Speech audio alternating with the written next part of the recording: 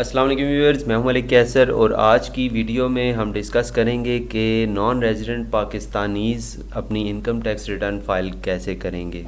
ठीक है, तो इस पर एक पार्ट 1 मौजूद है जिसमें हमने डिस्कस किया था ऐसे नॉन रेजिडेंट पाकिस्तानीज़ जिनकी पाकिस्तान सोर्स इनकम नहीं है, वो लोग अपनी इनकम टैक्स रिटर्न कैसे फ़ाइल करेंगे। अगर आप की पाकिस्तान सोर्स इनकम नहीं है तो आप मेरी उस वीडियो को फॉलो करके अपनी इनकम टैक्स रिटर्न फाइल करेंगे। इन केस अगर आपकी पाकिस्तान सोर्स इनकम है तो आप लोग यही वाली वीडियो जो है वो देखते रहिए। अलबत्ता आप नॉलेज के लिए, क्योंकि उसमें मैंने कुछ इम्पोर्टेंट इन्फॉर्मेशन शेयर की है, तो आप उस वीडियो को पार्ट 1 को एज ए नॉलेज गेन करने के लिए आप ज़रूर उस वीडियो को देखें। ठीक है, तो बिना टाइम ज़ाया किए हम यहाँ पर वीडियो को डिस्कस करते हैं कि आपने, अगर आपकी पाकिस्तान सोर्स इनकम है, पाकिस्तान सोर्स इनकम आपकी कैसे हो सकती है।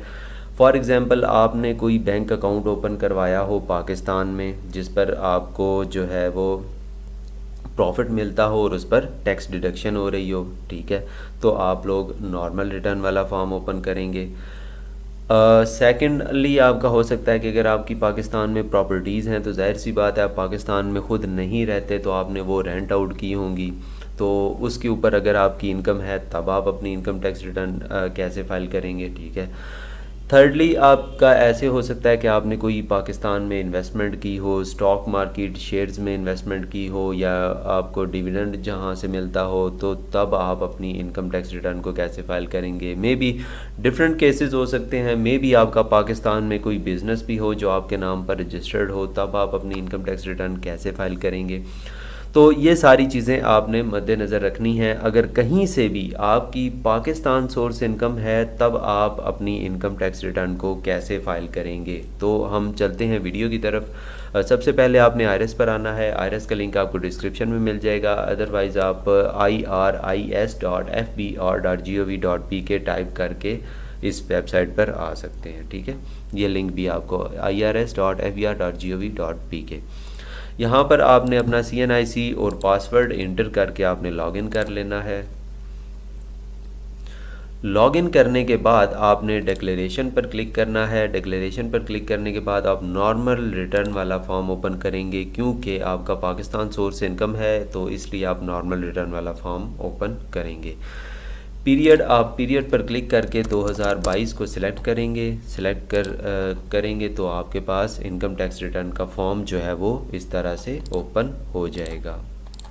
फॉर्म ओपन होने के बाद आप यहाँ पर लेफ़्ट साइड पर देख सकते हैं आपके पास डिफरेंट हेड्स ऑफ इनकम है। पहला एम्प्लॉयमेंट है, प्रॉपर्टी है, बिजनेस है, कैपिटल एसेट है, अदर सोर्स है। ठीक है, तो अगर आप कोई भी सोर्स है, आप उस रेलिवेंट सोर्स में अपनी इनकम को इंटर करेंगे। लेट सपोज हम कहते हैं कि हमारी प्रॉपर्टी इनकम है, जैसे हमने स्टार्ट में डिस्कस किया। ठीक है, सैलरी आपकी हो नहीं सकती क्योंकि आप पाकिस्तान में मौजूद नहीं हैं, तो आप डेफिनेटली सैलरी जो है वो फॉरेन कंट्री में ही ले रहे होंगे, तो आपने यहाँ पर इंटर नहीं करनी। ठीक है, तो यहाँ पर लेट सपोज हम कहते हैं कि हमारा रेंट है जो साल का 12 लाख रुपए आपने रेंट जो है वो वसूल किया, तो यहाँ पर आप 12 लाख को एंटर कर देंगे और कैलकुलेट कर देंगे। ठीक है, आपने इस तरह से अपनी रेंटल इनकम जो है वो यहाँ पर इंटर कर देनी है। इसके बाद अगर आपकी बिज़नेस इनकम है तो आप बिज़नेस इनकम यहाँ पर इंटर कर सकते हैं। बिज़नेस इनकम इंटर करने के लिए आप यहाँ जो भी आपका बिज़नेस होगा, ट्रेडिंग हो या सर्विसेज हो, अगर ट्रेडिंग बिज़नेस है तो आप यहाँ पर ट्रेडिंग बिज़नेस की इनकम टैक्स रिटर्न फाइल करेंगे। यहाँ पर मैं फ़िगर्स वगैरह नहीं डालूँगा, लेकिन मैं यहाँ पर आपको बता देता हूँ कि आपने करना क्या है।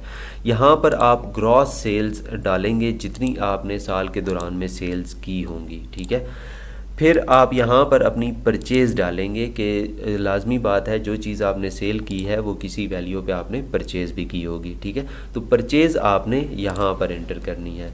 इसके अलावा आप परचेज़ से रिलेटेड जितने भी आपके एक्सपेंसेस हैं आप उनको यहाँ पर एंटर करेंगे। ठीक है, अगर आपका कोई ऑफ़िस वगैरह है और ऑफ़िस के एक्सपेंसेस हैं तो आप उनको यहाँ पर मैनेजमेंट एक्सपेंसेस में जाकर यहाँ पर एक्सपेंसेस को इंटर कर सकते हैं, जिसमें रेंट या टैक्सेस या salaries, travelling expense, electricity, communication, ये सारे एक्सपेंसेस आप यहाँ पर क्लेम कर सकते हैं। तो जो भी आपका प्रॉफिट या लॉस निकलेगा, प्रॉफिट ज़ाहिर सी बात है निकलेगा, तो उस पर आपका टैक्स जो है वो यहाँ पर कैलकुलेट किया जाएगा। ठीक है,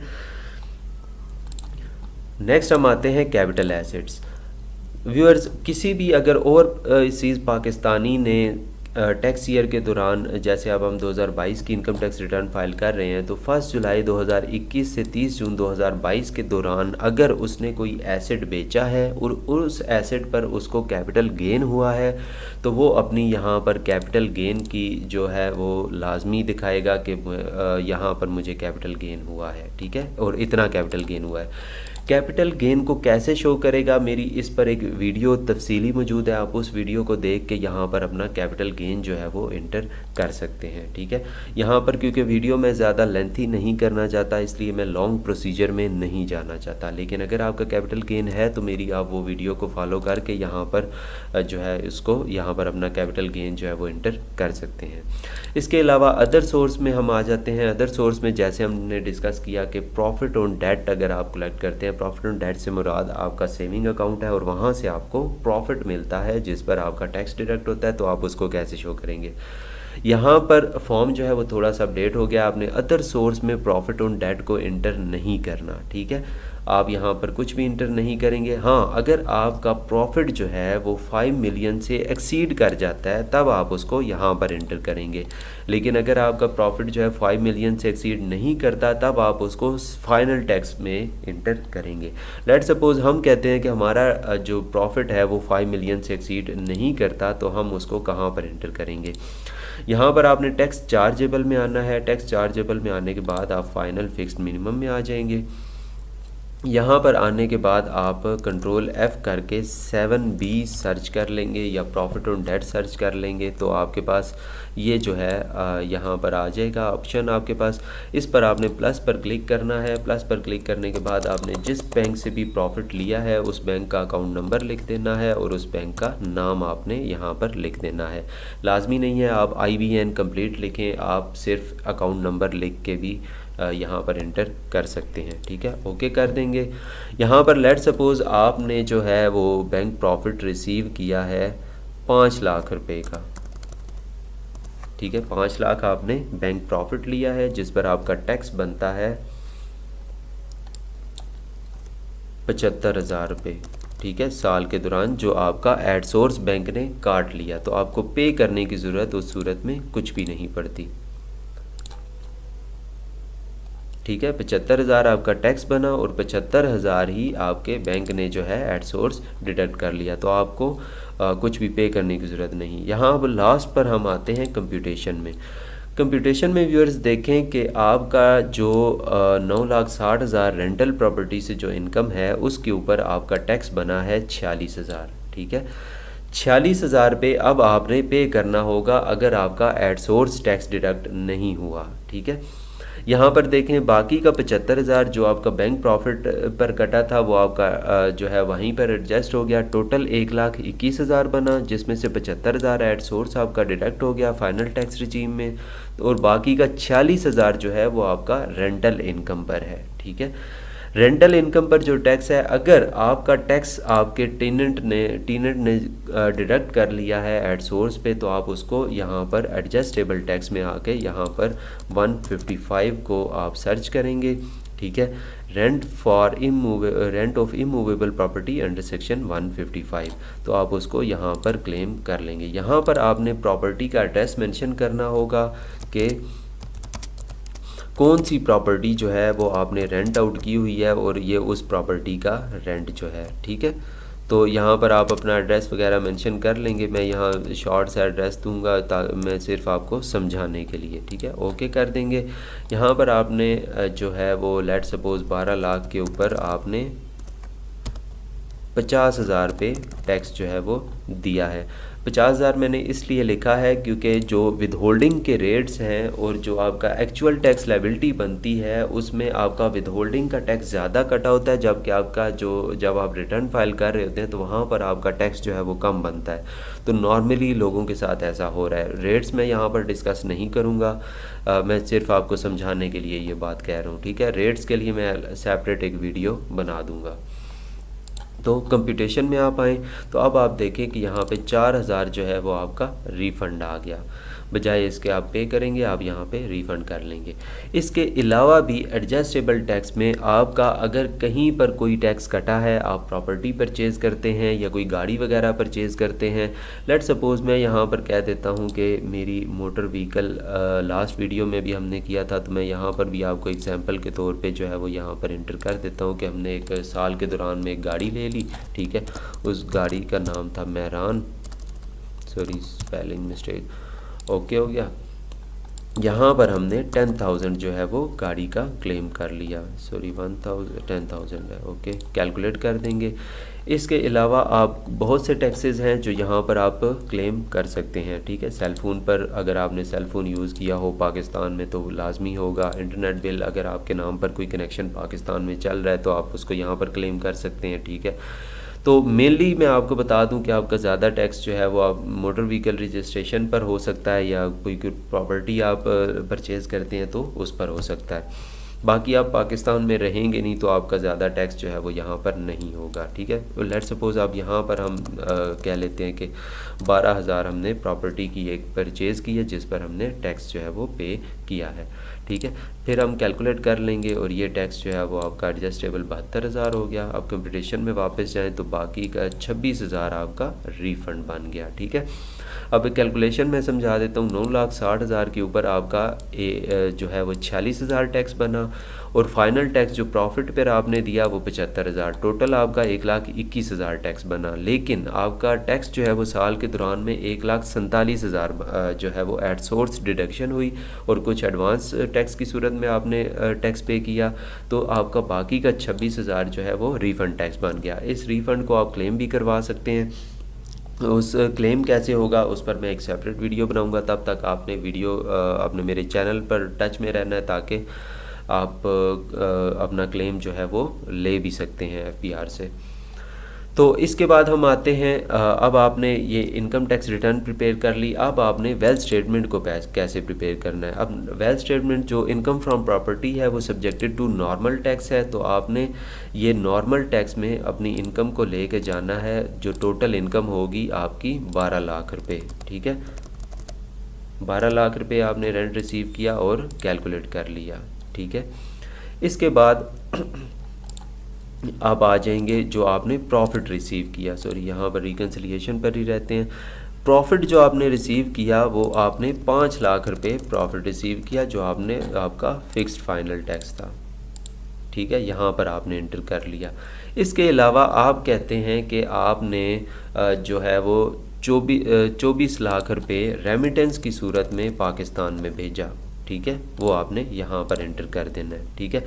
रेमिटेंस आप कैसे इंटर करेंगे? रेमिटेंस आपने अपना बैंक अकाउंट देखना है और बैंकिंग चैनल के थ्रू आपने जितने पैसे पाकिस्तान में भेजे आपने उनका टोटल कर लेना है और वो टोटल फिगर आपने यहाँ पर इंटर करना है। मैंने सिर्फ समझाने के लिए ये फिगर रैंडमली यहाँ पर इंटर किया है, ठीक है। अब हम आ जाते हैं पर्सनल एसेट्स पर। पर्सनल एसेट्स पर आपने सबसे पहले अपने एसेट्स को इंटर करना है, ठीक है। जब आप अपनी इनकम सबसे पहले इंटर कर लेंगे उसके बाद आपने अपने एसेट्स को इंटर करना है। एसेट्स में आपने अपने जितने भी कमर्शियल या रेजिडेंशियल प्रॉपर्टीज़ वगैरह होंगी आपने उनको इंटर कर लेना है। हाउस नंबर हम लेट सपोज कह देते हैं 1, स्ट्रीट नंबर 2, इस्लामाबाद, जो भी है, ठीक है। मैं ज़्यादा डिटेल में नहीं जा रहा, ठीक है।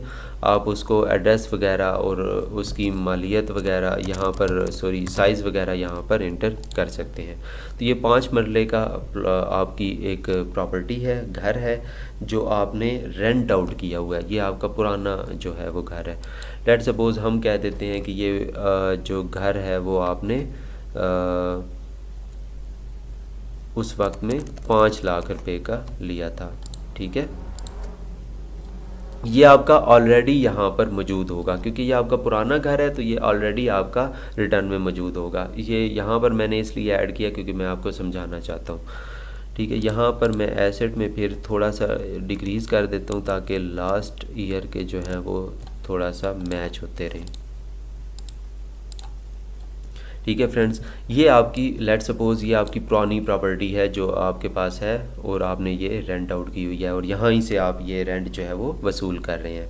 अब जैसे कि हमने एक नई प्रॉपर्टी का एक टैक्स क्लेम किया 12,000 पे, तो लाजमी बात है आपने प्रॉपर्टी भी परचेज़ की होगी, तो आप उस नई प्रॉपर्टी को यहाँ पर एंटर कर लेंगे। House number 2, street number 13, Islamabad, या जो भी एड्रेस होगा, ठीक है, आप उसको यहाँ पर इंटर कर लेंगे। और लेट सपोज़ कि ये है 7 मरला आपका प्लॉट है। ठीक है, ओके आपने कर दिया। यहाँ पर आप 12 लाख रुपए का लेट सपोज़ आपने ये प्लॉट जो है वो परचेज़ किया, यहाँ पर आपने इंटर कर दिया। ठीक हो गया। अब इस प्रॉपर्टी से आप रेंट ले रहे हैं और ये प्रॉपर्टी आपने नई परचेज़ किया है और इसके ऊपर जो आपने टैक्स पे किया है वो आपने अपनी रिटर्न में क्लेम भी कर लिया है। ठीक है, यहाँ पर आप फिर अगर आपका कोई बैंक अकाउंट है, लाजमी जो प्रॉफिट जहाँ से आप ले रहे हैं तो आप उस बैंक को यहाँ पर इंटर करेंगे। ठीक है, लेट सपोज़ मैं कहता हूँ कि मेरा HPL में जो हमने वहाँ पर HPL ही इंटर किया। ठीक है, जो HPL जिस पर आप प्रॉफिट क्लेम कर रहे हैं वही आप यहाँ पर इंटर करेंगे और उसका 30 जून पे जो भी बैलेंस होगा आप उसको यहाँ पर इंटर कर लेंगे। मैं कह देता हूँ यहाँ पर मेरा 2,30,000 बैलेंस जो है वो बैंक में मौजूद है। इसके अलावा व्यूअर्स, हमने मोटर व्हीकल एक गाड़ी जो है वो अपने नाम पर रजिस्टर्ड करवाई, तो उसको भी हमने यहाँ पर एंटर करना है। हमने गाड़ी ली, उसको हमने यहाँ पर एंटर कर दिया। आप अपने एसेट्स के हिसाब में मे भी आपके एसेट्स में कोई चेंज ना हो, मे भी आप नए एसेट्स ऐड कर रहे हो, तो आपने अपने हिसाब से अपनी इनकम टैक्स रिटर्न जो है वो प्रिपेयर करनी है। लेट सपोज़ हमने ये गाड़ी जो है वो 7 लाख रुपए की ले ली, कैलकुलेट कर लिया। अब हम आकर वापस देखते हैं रिकन्सिलिएशन में क्या सिचुएशन है। हमने 41 लाख रुपए का हमारी जो है वो इनफ्लो है, हमारी इनकम है, जिसमें से हमने 21,30,000 जो है वो अपने एसेट्स में इंक्रीज़ किया है, बाकी का 19 लाख हमारे पास स्टिल जो है वो अनरिकनसाइल्ड है।